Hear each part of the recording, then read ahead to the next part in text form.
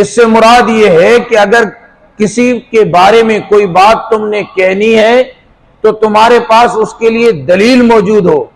اگر دلیل نہ ہو بغیر دلیل کے بات نہ کہو.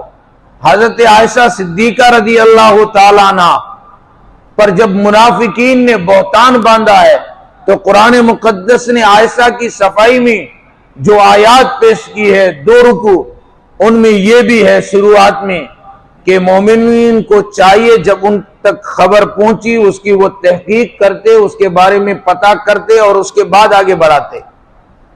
اور آج یہ اب ایک میسج آیا، بندہ اس پر کوئی تحقیق نہیں کرتا، کیسا ہے کون سا ہے، فوراً آگے شیئر کر دیتا ہے.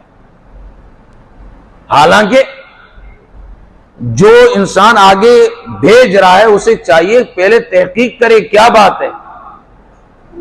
تو اللہ رب العزت نے قرآن مقدس میں ارشاد فرمایا جب مومنین نے سنا تو مومنین کو چاہیے تھا کہ اس کی تحقیق کرتے، اس کے بارے میں دلائل اور براہین کو اکٹھا کرتے، لیکن ایسا نہیں کیا. اب جن نے الزام میں شرکت کی ہے ان کے 80 کوڑے لگائے جائیں گے. جو بغیر بنیاد کے بغیر دلیل کے الزام لگائے، شریعت کہتی ہے اس کو 80 کوڑے لگیں گے. تو